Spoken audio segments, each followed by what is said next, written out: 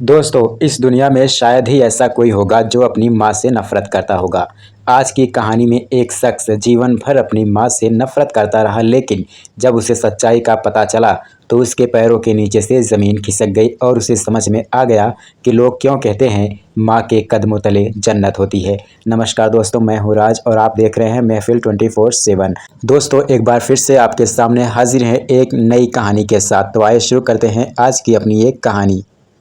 दोस्तों, एक विधवा औरत अपने 17 साल के बच्चे के साथ एक शहर में रहती थी। उस विधवा औरत की एक आंख नहीं थी, जिसकी वजह से उसका चेहरा खराब लगता था। उसके बच्चे को उसकी माँ का चेहरा तब तक खराब नहीं लगता था जब तक उसे इस दुनिया और दुनिया वालों की बातों से कोई लेना देना नहीं था। लेकिन जैसे जैसे वह बड़ा होने लगा, उसे उसकी माँ खराब लगने लगी, क्योंकि उसकी माँ का चेहरा खराब था। वजह थी दुनिया के कुछ लोग उसे अंधी का बेटा कहकर बुलाते और उसे बुरा लगता। लेकिन उसने इस बारे में कभी अपनी माँ से शिकायत नहीं की।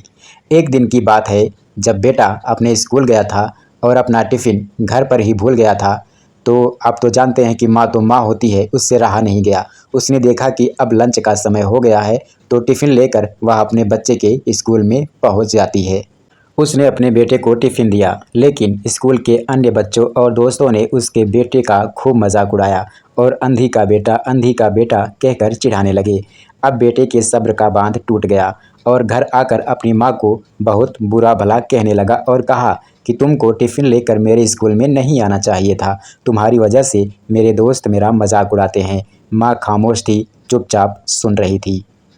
उसके बाद बेटा अपनी माँ से खफा खफा ही रहने लगा और सोचने लगा कि बड़ा होकर वह अपनी माँ को छोड़कर कहीं और सेटल हो जाएगा और कभी वापस नहीं आएगा, ताकि कोई भी उसकी माँ की वजह से उसका मजाक ना बनाए। यह बात उसने अपनी माँ को भी गुस्से में बता दी। माँ तो बस अपने बच्चों की खुशी चाहती है, तो उसने अच्छे से अपने बेटे को पढ़ाया लिखाया ताकि पढ़ लिख कर वो एक काबिल इंसान बन सके।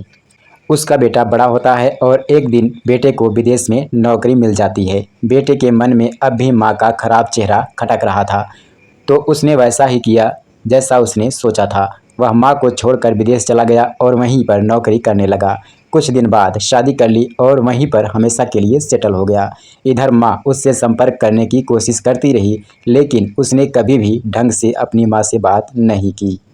बेटे के इंतज़ार में कुछ दिन बाद माँ की मौत हो जाती है और उसके रिश्तेदार इस बारे में बेटे को खबर करते हैं, तो वह फ़्लाइट पकड़कर अंतिम संस्कार के लिए आ जाता है।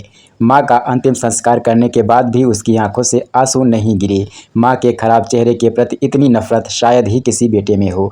वह वापस जाने के लिए तैयार हो ही रहा था कि उसने देखा अलमारी में सबसे ऊपर एक चिट्ठी पड़ी थी। उसने उस चिट्ठी को पढ़ना शुरू किया। उसमें लिखा था, मेरे प्रिय पुत्र, तुमने हमेशा मेरे खराब चेहरे से नफरत की। जीते जी तो मैं तुम्हारे मुँह से 2 प्रेम भरे शब्द सुनने के लिए तरसती रही, लेकिन मैं नहीं चाहती कि मेरे मरने के बाद भी तुम्हारी नफरत बरकरार रहे।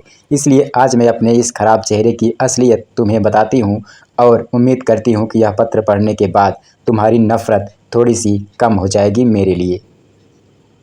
बेटा, जब तुम 12 साल के थे तो मैं और तुम्हारे पापा तुम्हें लेकर घूमने जा रहे थे, जहां हमारा एक्सीडेंट हो गया था। तुम्हारे पापा की मौत तुरंत हो गई थी और तुम्हें बचाते बचाते मेरे चेहरे पर काफ़ी घाव बन गए थे। इसके बाद भी तुम्हें बहुत चोट आई, जिसमें तुम्हारी एक किडनी चोटिल हो गई थी और एक आंख की रोशनी चली गई थी। उस वक्त मेरा तुम्हारे सिवा इस दुनिया में कोई नहीं था और मैं तुम्हें हर हाल में बचाकर एक अच्छी लाइफ देना चाहती थी, यानी कुल मिलाकर तुम्हें हर हाल में बचाना चाहती थी।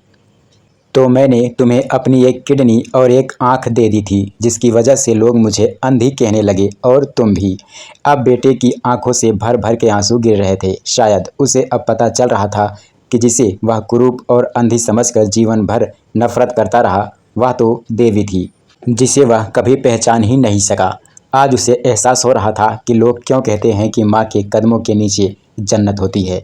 दोस्तों, ये कहानी आपको कैसी लगी कमेंट करके हमको ज़रूर बताइएगा। और हाँ, अगर आप चैनल पर नए हैं तो चैनल को सब्सक्राइब करना मत भूलिएगा, क्योंकि आपका हर सपोर्ट हमें हौसला प्रदान करता है, जिसकी वजह से हम हर रोज़ आपके लिए नई नई कहानियाँ लाते रहते हैं। Cause I don't give a fuck what you say. Yeah, I'ma do shit my way. So you can go kick rocks, I'ma stack bricks up, build what I want to make.